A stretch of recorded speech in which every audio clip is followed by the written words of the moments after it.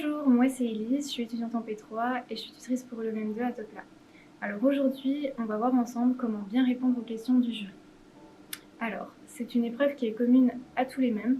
Ça va être la deuxième partie des MEM 1, MEM 2, MEM 3, donc c'est une épreuve à pas négliger. Elle peut être déstabilisante parce qu'on ne sait pas trop à quelle sauce on va être mangé. Donc pour faire simple, cette partie c'est un entretien avec le jury. Le jury va vous poser des questions en lien avec votre présentation ou avec le thème des documents pour le MEM 2 et le MEM 3 et vous allez devoir y répondre. Un des premiers conseils, ça va être de faire bonne impression. Donc quand on répond aux questions, on regarde bien tous les membres du jury. On n'en fixe pas un seul parce que l'autre il va pas trop apprécier. Ensuite, on sourit. Enfin, du moins, on montre qu'on a vraiment envie d'être là. Parce que si vous n'avez rien à faire, vous n'allez pas être très agréable à écouter et ça va pas être très cool pour le jury, d'autant plus que le jury va avoir énormément d'étudiants sur la journée, que si vous êtes le dernier à passer et que vous donnez envie d'endormir le jury, ça va pas être très cool pour vous et pour eux. Ensuite, le deuxième conseil que je peux vous donner, ça va être de rester concentré. Vous venez de terminer la première partie, votre présentation. Il va falloir rester concentré jusqu'au bout pour bien comprendre les questions et éviter d'être à côté. Tant que le jury ne vous dit pas on a terminé, vous pouvez partir, on reste focus. Troisième conseil, ça va être de bien comprendre la question qu'on vous pose. Pour ça, il faut prendre votre temps pour éviter de répondre complètement à côté. Donc, il va y avoir des questions plus difficiles que d'autres.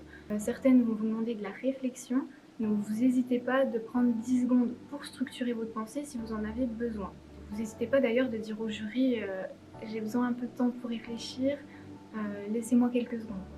Ils vont pas vous pénaliser. Et c'est mieux parce que si vous structurez pas vos propos, que vous partez dans tous les sens, ça va être compliqué pour le jury de vous suivre. Ensuite, n'hésitez pas à faire répéter la question si vous ne l'avez pas comprise ou alors la faire reformuler. Ça peut vraiment vous éviter de répondre complètement à côté et ça va pas vous n'allez pas être pénalisé pour ça. Donc n'hésitez pas. Par contre, vous pouvez le faire une ou deux fois, mais pas à chaque question parce que sinon ça montre que vous n'êtes pas hyper concentré et ça peut faire comme si vous essayez de gagner du temps. Donc c'est pas trop conseillé quoi. Ensuite, vous devez essayer absolument de développer vos réponses. Vous essayez de développer vos idées en donnant des arguments soit issus des documents, soit, et ça c'est le plus important, de vos connaissances personnelles, mais aussi de l'actualité. Par contre, il faut quand même bien rester en lien avec le sujet, avec la question posée. Plus vous allez développer vos réponses, et bien moins le jury va vous poser des questions, donc c'est vraiment que du bénéfice pour vous. Et dites-vous que moins vous aurez de questions, moins vous aurez de pièges. Comment on donne des arguments avec des connaissances personnelles ou sur l'actualité?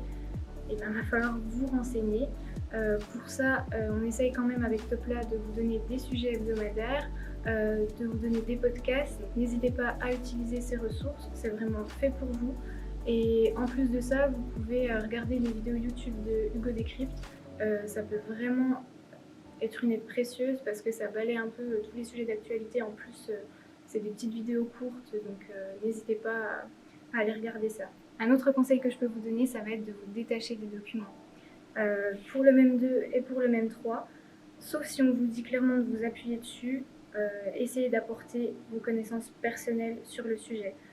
Comme je l'ai dit juste avant, c'est vraiment très valorisant et c'est attendu par le jury. Pour le MEM 1, vous n'allez pas avoir de documents, ça va être votre présentation d'un métier. Donc il ne va pas falloir rester bloqué sur votre exposé, mais il va falloir ouvrir vos propos avec vos expériences ou alors avec les connaissances sur le métier. Renseignez-vous bien sur le métier que vous avez choisi, vous devez être incollable dessus. Ensuite, si vous avez une question déstabilisante, ça va forcément arriver dans un des oraux, pas de panique. On prend une inspiration, on souffle et on se débrouille. On évite de dire je ne sais pas et de s'arrêter là. Ça donne vraiment pas une bonne impression. Donc même si c'est vraiment le cas, vous n'en avez aucune idée, vous essayez de développer. C'est toujours mieux de tenter quelque chose que de rien dire. Et si le jury vous pose une question pour laquelle vous pensez déjà y avoir répondu dans votre oral, ça peut arriver. Mais pareil, vous reprenez soit ce que vous avez dit, mais si vous la reposez, généralement c'est qu'ils attendent des précisions.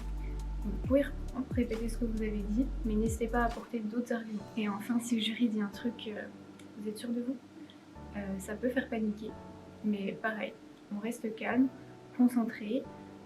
Si c'était par rapport à un point de vue, le jury va peut-être ne pas être d'accord avec vous, va peut-être vous donner un autre point de vue, mais ça ne sert à rien d'aller au conflit avec le jury. Vous devez montrer que vous êtes ouvert à la discussion.